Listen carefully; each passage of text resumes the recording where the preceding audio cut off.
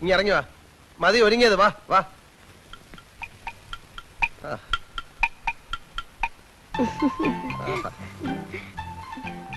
ഇപ്പോഴാ നീ ശരിക്കും ഉണ്ണിക്കുട്ടനായത്. കടത്തിണ്ണെ കിടന്നാലും നല്ല വെൽ ഡ്രസ്ഡ് ആയിട്ട് കിടക്കണം. ചത്ത് കിടന്നാലും ചമഞ്ഞു കിടക്കണമെന്ന് മലയാളത്തിലൊരു ചൊല്ലുണ്ട്. നിനക്ക് ഈ തൊപ്പി ചേരുന്നില്ല. നിന്റെ മുട്ടത്തലയാ നല്ലത്. കേരളത്തിൽ നിന്നൊരുത്തൻ വിമാനക്കൂലിയും കൊടുത്ത് നേപ്പാളിൽ വന്ന് ആൾമാരെടുത്തിടത്തിന്റെ കാര്യം എന്താ? മോഷ്ടിക്കാൻ. അല്ല എന്തിനാ? ചില കള്ളന്മാർക്ക് നേറ്റീവ് പ്ലേസ് മോഷ്ടിക്കുന്ന ഇഷ്ടമല്ല കുട്ടിമാമ. ഇവിടെ നിന്ന് മോഷ്ടിച്ച് അങ്ങോട്ട് കൊണ്ടുപോകുമ്പോ ഡ്യൂട്ടി കൊടുക്കണ്ടേ അശോക? മോഷണ സ്ഥാനങ്ങൾക്ക് ഡ്യൂട്ടി ഇല്ല കുട്ടിമാമ. ഞാൻ ആകെ കൺഫ്യൂഷനില്ല. അവന് നിന്റെ അമ്മയുടെ ചായ തോന്നുന്നില്ലേ? എനിക്ക് തന്നില്ല എന്റെ അമ്മ ചായ. പിന്നെ അവന് ഏതായാലും സത്യമറിയാൻ സുമതിയേട്ടത്തിക്കൊന്ന് എഴുതുന്നുണ്ട്. അത് പറഞ്ഞപ്പോ നീ എന്തിനാ ഞെട്ടിയത്? കുട്ടിമാമയ്ക്ക് എന്നെ വിശ്വാസമില്ലല്ലോ എന്നോർത്തപ്പോ ഞാൻ ഞെട്ടി മാമ. നിന്നെ എനിക്ക് ഭയങ്കര വിശ്വാസമാണടാ.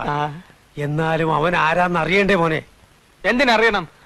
അതൊക്കെ അറിഞ്ഞാൽ പ്രശ്നമാ. ലോകത്തുള്ള എല്ലാ കള്ളന്മാരുടെയും ജീവചരിത്രം അറിഞ്ഞാലേ അമ്മ വീണ്ടും പഴയ പോലെ പട്ടാളത്തോട്ട് പോകേണ്ടി വരും.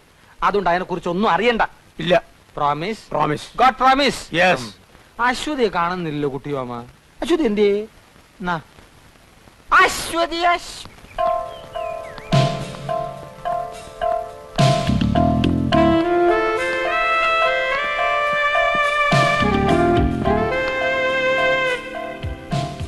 ठीक है. May I come in, sir? Yes. ഇരിക്കൂ. Thank you, sir.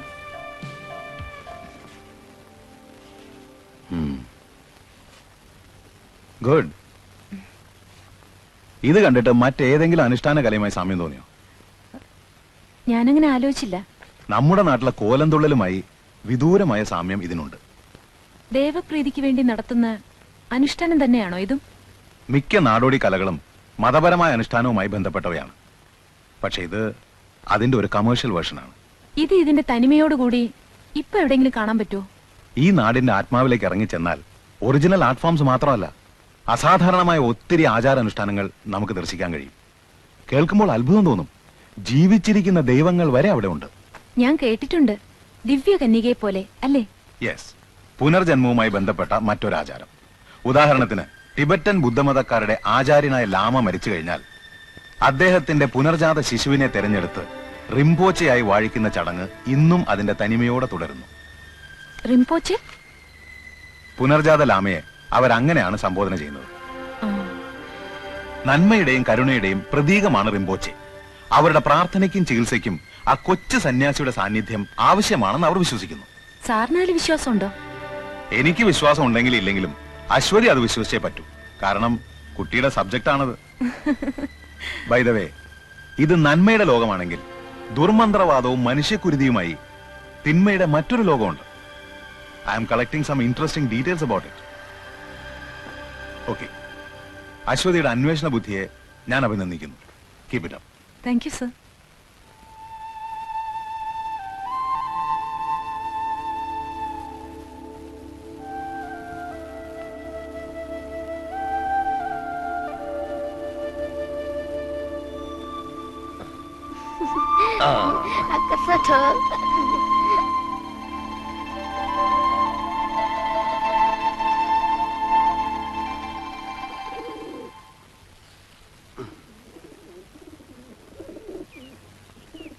എന്റെ അമ്മേ, അടിച്ചോണ്ട് പോയാ? ഇവനിത് എവിടെ പോയി?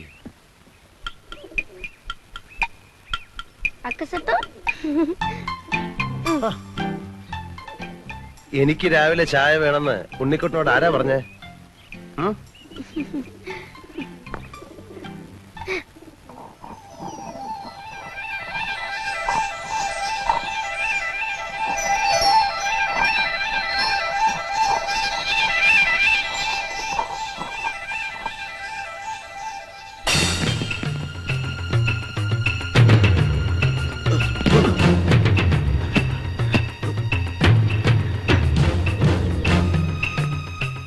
ഈ ചായ നീ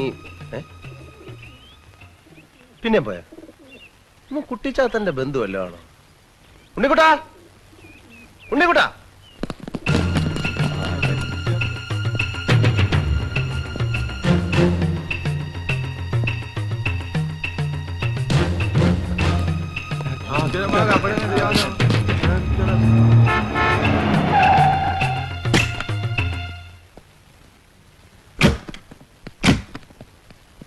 ഞാൻ പറയുന്നത് കേൾക്കുന്നുണ്ടല്ലോ അശ്വതി. ഉം. എന്നിട്ട് അവൻ കാവിലെ പൂരത്തിന് വെച്ചിരുന്ന കതിനയില് വെള്ളം കോരി ഒഴിച്ചു. എന്തിന്? എന്നോടുള്ള വാശി തീർക്കാൻ. അപ്പൊ കഥ ഇതുവരെ തീർന്നില്ലേ? എന്റെ വിജയത്തിന്റെ കഥ എങ്ങനെ പെട്ടെന്ന് പറഞ്ഞ തീരില്ല. അതിങ്ങനെ മഹാഭാരതം പോലെ കാണാനായിട്ട് കിടക്കുകയില്ലേ. ഒരു ദിവസം കൊണ്ടൊന്നും പറഞ്ഞ് തീരില്ല. ഇപ്പൊ ഞാൻ പോട്ടെ, ബാക്കി നാളെ പറയാം. സീരിയലായിട്ട് പറഞ്ഞ എന്റെ ത്രിൽസ് ഉണ്ടാവില്ല. ആക്ഷൻ പാക്ഡ് അഡ്വഞ്ചർ സ്റ്റോറിയാണ് എന്റെ വിജയത്തിന്റെ. ഞാൻ പോട്ടെ, പ്രൊഫസർ വെയിറ്റ് ചെയ്യാണ്. അശ്വതി അശോകേട്ടൻ പോകുന്നില്ലേ? പറഞ്ഞുകൊണ്ട് വന്ന കാര്യം മുഴുമിക്കാതെ പോകുന്നത് എങ്ങനെയാ? നമ്മൾ എവിടാ പറഞ്ഞു നിർത്തിയത്? പടകോളിച്ചണ്ടി മത്സരം. അവിടെ വെച്ച് അവൻ ഒരു വെല്ലുവിളി നടത്തി. കാവിലെ പാട്ട് മത്സരത്തിന് അവൻ എന്നെ തോപ്പിക്കുമെന്ന്. പട്ടം പറത്തൽ, ചെസ്, കബഡി, തലപ്പന്ത് എന്നീ മത്സരങ്ങളിലൊക്കെ ദയനീയമായി പരാജയപ്പെട്ട ഒരുത്തന്റെ വെല്ലുവിളിയാണെന്ന് ഓർക്കണം. കുറെ നേരം കൊണ്ട് അശോകേട്ടൻ പറയുന്നുണ്ടല്ലോ, ആരായി അവൻ? എതിർ ടീമിന്റെ ക്യാപ്റ്റൻ അശ്വതിയുടെ ഫ്ലാഷ് അടിച്ച് മാറ്റിയില്ലേ, ഏതോണ്ട് അവനെ പൊലിറ്റിക്കും. എന്നിട്ട് എന്നിട്ടെന്താ, മത്സരം തുടങ്ങി. സ്കൂളിൽ പഠിക്കുമ്പോ എനിക്കാണല്ലോ ഫസ്റ്റ്. ഏത്? അക്ഷര ശ്ലോകത്തിന്. ആ എക്സ്പീരിയൻസ് വെച്ച് ഞാൻ ഒരു അലക്കലക്കി. നക്ഷത്രം മത്സരമായിരുന്നു. ഇടയ്ക്ക് ഒരു തമാശ പറഞ്ഞ് ടെമ്പോ കളയല്ലേ അശ്വതി. അശോകേട്ടൻ പറഞ്ഞോളൂ. എന്റെ താളബോധവും അക്ഷരസ്ഫുടത അവനില്ലല്ലോ. എന്റെ വായിൽ നിന്ന് കടിച്ചാ പൊട്ടാത്ത പദങ്ങൾ അനർഗള നിർഗളം പ്രവഹിക്കുന്നത് കണ്ടും കേട്ടും അവൻ ബോധം കെട്ടു വീണു. അവസാനം എല്ലാരും കൂടി എന്നെ പൊക്കിയെടുത്തോണ്ട് പോവുകയായിരുന്നു. അയാളല്ലേ ബോധം കെട്ട് വീണത്? അശോകേട്ടൻ എന്തിനാ പൊക്കിക്കൊണ്ടുപോയത്? വിജയശ്രീലാളിതനായി എന്നെ സുഹൃത്തുക്കൾ ചേർന്ന് പൊക്കിയെടുത്തോണ്ട് പോയെന്നാണ് പറഞ്ഞത്. പിന്നെ ചാരായ ഷാപ്പിന്റെ മുമ്പിൽ ചെന്ന് എന്നെ താഴെ ഇട്ടുള്ളൂ. അശോകേട്ടൻ കുടിക്കുവോ? അയ്യോ, ഞാൻ കുടിക്കില്ല. ചാരായ ഷാപ്പിന്റെ ഇപ്പുറത്തെ ഊടുവഴി കൂടെ നമുക്ക് വീട്ടിലോട്ട് പോകാലോ. ഓ, അത് ശരി. ഇനി അങ്ങോട്ട് അശോകേട്ടൻ വരണമെന്നില്ല, ഞാൻ പോയിക്കോളാം. വേണേ ഞാനും കൂടെ വരാം. വേണ്ട. ടാറ്റാ. Bye bye. പടകാടിച്ചണ്ടി ചങ്കരി വർക്കലി വർക്കലി ഭഗവതി അടിയനിൽ അലിവോടി നിത്തിരി കണിയണം.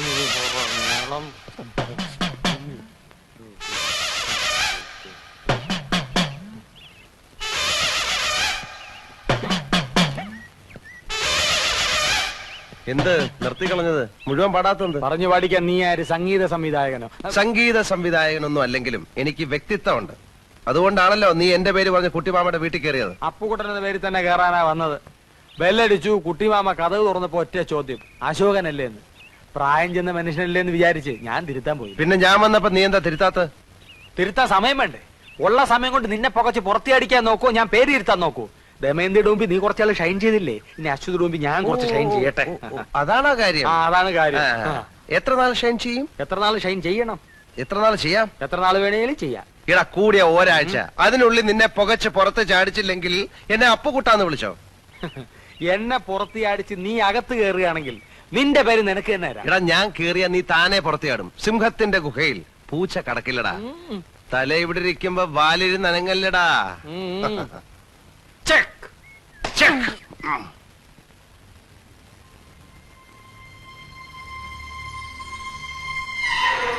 ദുർദേവതകളെ പ്രീതിപ്പെടുത്താൻ നടത്തുന്ന കുരുതിക്ക് വേണ്ടിയുള്ള മന്ത്രങ്ങളാണിത്. എന്തിനാണ് ഈ കുരുതി? നന്മയെ കീഴടക്കി തിന്മയ്ക്ക് അധികാരം സ്ഥാപിക്കാൻ. ഒരു പ്രത്യേക നാളിൽ കുരുതി നടത്തിയാൽ ലോകം മുഴുവൻ തങ്ങളുടെ അധീനതയിൽ വന്നു ചേരുമെന്നാണ് അവരുടെ ധാരണ. ആരാണിവർ? പലരും ഉണ്ട്. ഫോർ എക്സാമ്പിൾ, ബോക്ഷകൾ. വളരെ പ്രത്യേകതയുള്ള കൂട്ടരാണിവർ. ബോക്ഷ തലവന് നഗരത്തിലേക്ക് കടക്കാൻ ആചാരം അയാൾ അനുവദിക്കുന്നില്ല. എങ്കിലും കൂടുതൽ പേരെ തങ്ങളുടെ വിശ്വാസികളാക്കാൻ സദാ ദുർമന്ത്രവാദവുമായി കഴിയുകയാണവർ. ഇതാ, കേട്ടു നോക്കൂ.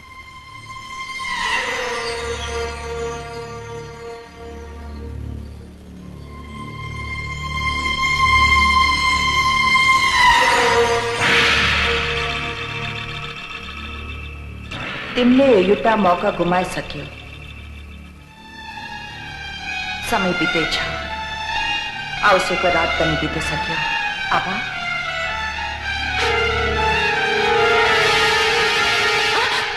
അശ്വതി, പേടിച്ചു പോയല്ലോ. ഞാൻ എന്ത് വേണം നിങ്ങക്ക്? ഒന്നും വേണ്ട. ഞാൻ അശ്വതിയെ ഒന്ന് കാണാൻ നിന്നതാ.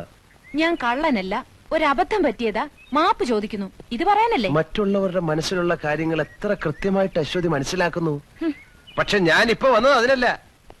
നിന്നെ ഞാൻ പറയുന്ന കേട്ട ബോധ്യം ഞാൻ ആരാണെന്ന്. നിങ്ങൾ ആരായാലും എനിക്കെന്താ? ദേ, അന്യനാട്ടിൽ വളർന്ന പെണ്ണായതുകൊണ്ട് ശകലം തന്റെ ഇടം കാണുമെന്ന് അമ്മ ചെറിയ സൂചന തന്നായിരുന്നു. പക്ഷെ എന്നെ പോലൊരു പാവം മനുഷ്യനെ കള്ളനാക്കാനുള്ള തന്റെ ഇടം കാണുമെന്ന് സ്വപ്നത്തിൽ പോലും ഞാൻ വിചാരിച്ചില്ല. നിങ്ങൾ കള്ളനല്ല, സമ്മതിച്ചു. ഇനി ഞാൻ എന്ത് വേണം? ഇയാളെ പ്രേമിക്കണം. ഒരു യുവസുന്ദരന്റെ മുഖത്ത് നോക്കി ഒരു യുവസുന്ദരി പ്രേമിക്കണോ എന്ന് ചോദിച്ചാൽ ആരായാലും രണ്ട് കൈയും കെട്ടി നിന്ന് തരും. പക്ഷേ ഐ എം സോറി, നിങ്ങൾ ക്ഷമിക്കൂ. അങ്ങനെ പ്രേമിക്കാൻ പറ്റിയ ഒരു മൂഡിലല്ല ഞാൻ. സോറി. അശ്വതിയെ ചില കാര്യങ്ങൾ പറഞ്ഞ് ബോധ്യപ്പെടുത്താൻ വേണ്ടിയാണ് ഞാൻ ഇവിടെ കാത്തു നിന്നത്. ഇക്കണ്ട കഷ്ടപ്പാടൊക്കെ സഹിച്ച് ഞാൻ ഈ നേപ്പാളി വന്നത് നാട്ടിൽ വേറെ സുന്ദരികൾ ഇല്ലാഞ്ഞിട്ടല്ല. അമ്മ ഒരു വാക്ക് പറഞ്ഞിരുന്നു, എന്റെ മോനെ കൊണ്ട് കുട്ടിക്കൃഷ്ണന്റെ മോളെ കെട്ടിച്ചോളാമെന്ന്. ഓ, അപ്പൊ അതിന് കച്ചകെട്ടി ഇറങ്ങിയതായിരിക്കും. കച്ച കെട്ടിയിട്ടില്ല, ഇനി കെട്ടും. ഭീഷണിയാണോ? ഭീഷണിപ്പെടുത്താൻ ഞാൻ എന്താ തമിഴ് പുലിയ? ഞാൻ രാഘവ മേനോന്റെയും സുമതിയമ്മയുടെയും മകൻ തൈപ്പറമ്പിൽ അശോകനാണെന്നും അവിടെ കയറിയിരിക്കുന്നവൻ ഗോപാല മേനോന്റെയും വസുമതി അമ്മയുടെയും മകൻ അപ്പുക്കുട്ടനാണെന്നും കേട്ടെ അശ്വതിയും കുട്ടിമാമയും മനസ്സിലാക്കണം. മനസ്സിലാക്കിയ മുറച്ചെറുക്കന്റെ അവകാശം സ്ഥാപിക്കാനായിരിക്കും. അത് അശ്വതിക്ക് ഇഷ്ടമാണെങ്കിൽ മാത്രം. മുത്തച്ഛന്റെ ഷഷ്ടിപൂർത്തിക്ക് കുട്ടിമാമയുടെ വിരലിൽ തൂങ്ങി എന്റെ വീട്ടിലേക്ക് വന്ന 6 വയസ്സുകാരി അശ്വതി കുട്ടിയുടെ മുഖം ഇപ്പോഴും എന്റെ മനസ്സിലുണ്ട്. കണ്ണാരം പൊത്തിക്കളിച്ച് നനകല്ലെ തട്ടി മുട്ടുപൊട്ടിയപ്പോ കമ്മ്യൂണിസ്റ്റ് പച്ച പറിച്ച് ഞാൻ ആ മുറിവിലേക്ക് നീരിട്ട് ചൊഴിച്ചെന്ന് അശ്വതി ഓർക്കുന്നില്ലേ? ഇല്ല, ഞാൻ ഓർക്കുന്നില്ല. ഞാൻ ഓർക്കുന്നു. മൂവാണ്ടം മാവിന്ന് പൊഴിഞ്ഞു വീണ കണ്ണിമാങ്ങ പിറക്കിയെടുത്ത് നമ്മൾ രണ്ടുപേരും കൂടെ ഉപ്പ് കൂട്ടി തിന്നത് ഓർക്കുമ്പോ ഇപ്പോഴും നാവിന്ന് വെള്ളം വരുന്നു. തീർന്നോ? പിറ്റേ ദിവസം തന്നെ അശ്വതി നേപ്പാളിലേക്ക് വണ്ടി കയറിയില്ലേ? ഇല്ലെങ്കിൽ കുറെ ബാല്യകാല സ്മരണകൾ കൂടി അയവറക്കാമായിരുന്നു. ഇപ്പൊ അശ്വതിക്ക് മനസ്സിലായില്ലേ? ഇപ്പം മനസ്സിലായല്ലോ ഞാനാണ് യഥാർത്ഥ അശോകനെന്ന്, ഇല്ലേ?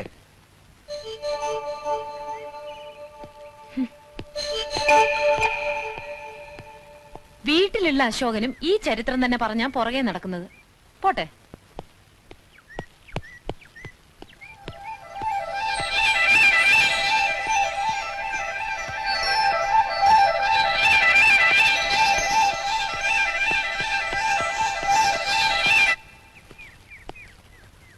അശ്വതി,